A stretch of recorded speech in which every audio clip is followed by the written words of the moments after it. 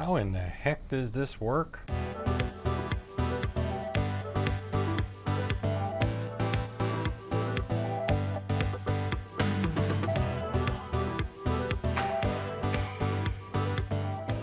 Hey everybody, welcome back. It's Tom, Bradenton, Florida, home of Moto-Resto LLC, and probably home to a lot of other things too.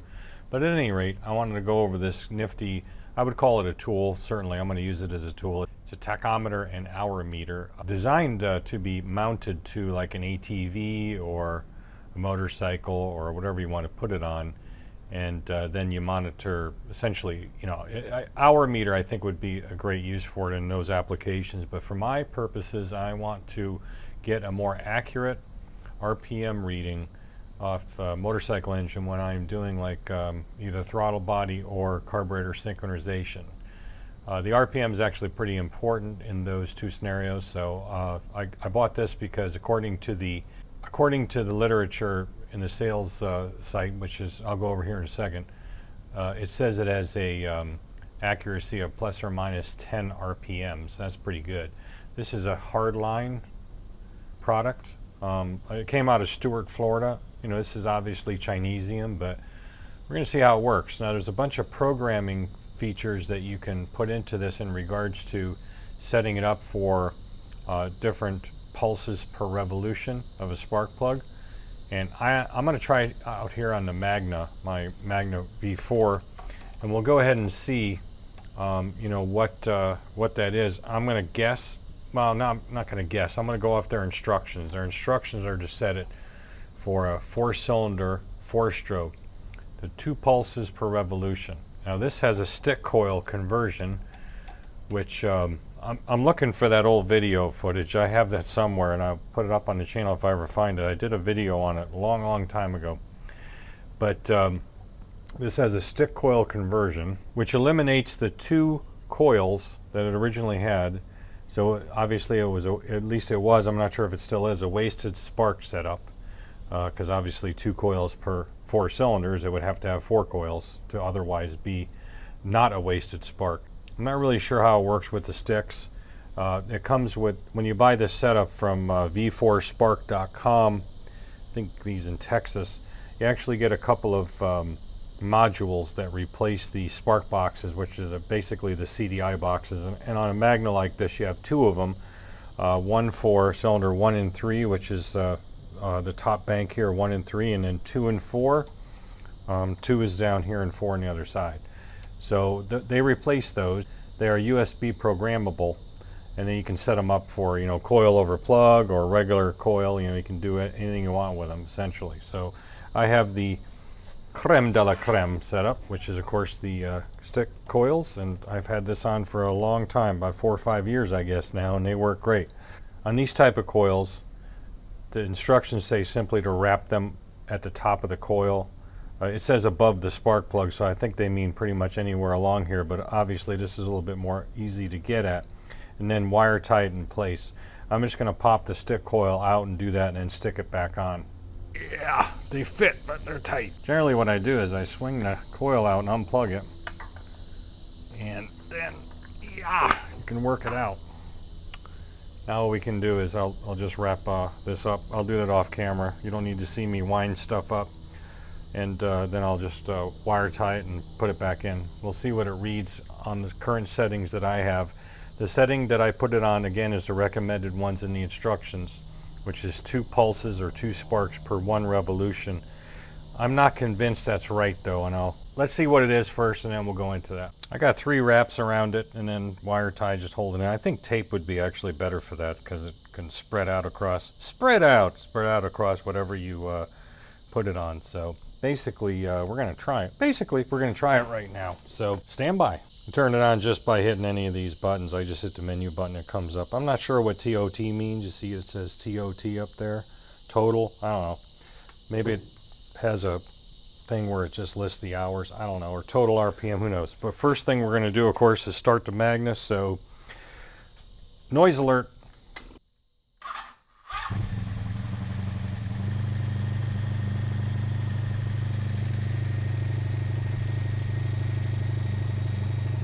I guess it would help to take it out of gear, huh?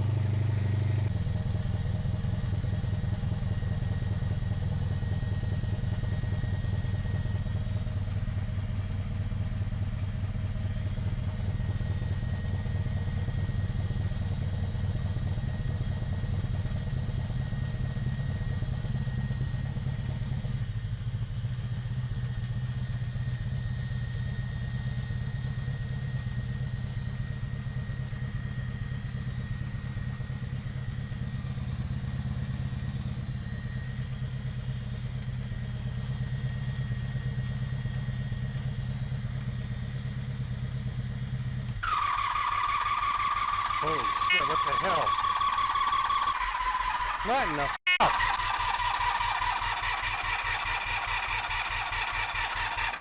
What in the fuck? Well, that's not good. Well, that was a sphincter pucker event. The starter locked on. It wouldn't disengage. I was hearing this whine, and then I shut it down when I was showing you the RPM that it was reading, which is inaccurate.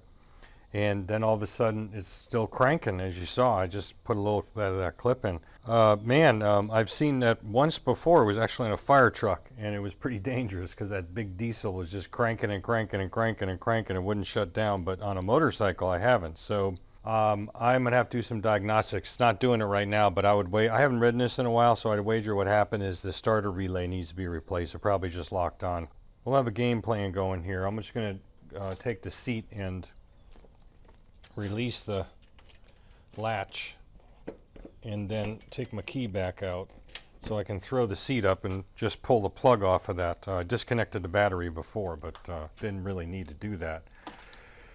Maybe. I don't know if it was being, see, that's the thing, it's not doing it again, so I don't know if the damn thing was cranking because it still was receiving a crank impulse or a command to do that from the starter switch.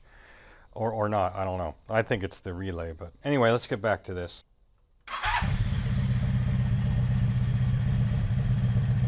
So it's showing 470 RPM, and it really should be about 900. So I'd say it's half.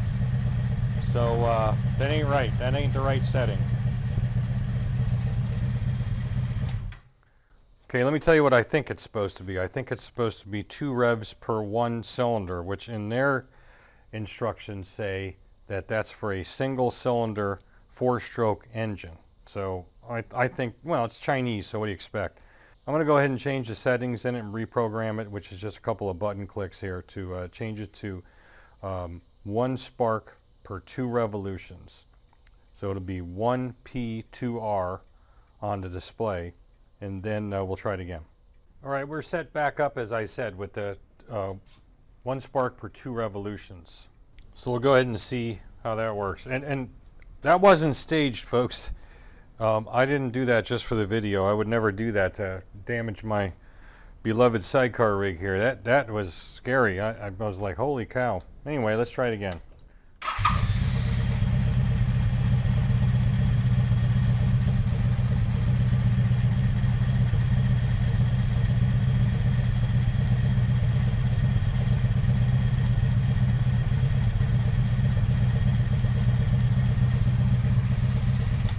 All right, we're obviously not at 1900 RPM, so yeah, I don't know what to set this for, to be honest with you, but there's got to be a setting in which I get an accurate reading, so let's figure it out, just kind of go through them. I know this is hard to see, but we tried 1 pulse per 2 revolutions and 2 pulse per 1 revolutions, and I'm just going to go ahead and try 1 pulse per 1 revolution and see what it does. All right, fire that mother up. Aha! So we're at, whoops, got some glare. We're at about there, 900 and change. Showing 1010, so it's just about there on the, yeah, because the idle's coming up as it warms up a little bit, so that makes sense. Yeah, so okay. Sorry about the glare.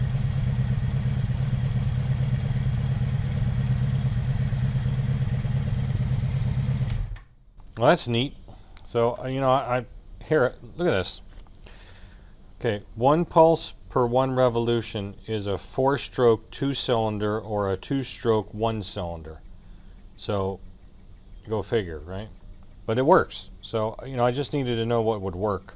I think when I use this on various bikes, I'm just going to have to try it out, and if I don't get what I should be seeing, I'll just change the programming on it until I do, because the whole point here is to get an accurate RPM for syncing the carbs. And as I said before, that's pretty important. You want it where the service manual tells you to put it for RPM, and then you have it set exactly right, and you can maintain that setting by looking at the RPMs, making adjustments, because the RPM is going to change a wee bit as you sync to carbs and get them back in line. Depends on how far they're off to start with, of course. But all right, well, the only other complaint I have about this is these buttons are really hard to get any response out of without mashing them. I mean, you should be able to just touch these and it will do something. Now it looks like it's lighting up, but that thing should be, you have to hit it 5 times to go into that programming. So if we do 1, 2, 3, 4, 5, it doesn't do anything. You got to really mash it. Then it starts changing, and sometimes it doesn't even catch there. That's a real, see, there's 1 pulse per 1 revolution, the setting. You just wait 5 seconds and it times out. To set that or to change it, you just press and hold the menu while you're on that particular screen, and then you can change it with the set. But even that doesn't want to respond too well. So I'm going to go ahead and email the company and tell them I probably have a defective one. I think I mentioned they're just down in Stuart, Florida, and see what they say. They probably say to send it back.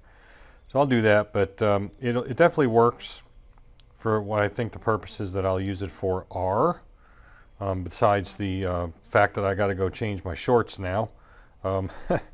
It definitely worked in this application with a stick coil. Most certainly will work with a regular spark plug in any typical motorcycle. So, all right, so anyway, that's it. I just wanted to show you this neat little tool, and you got a little bit of extra credit entertainment stuck in there as well.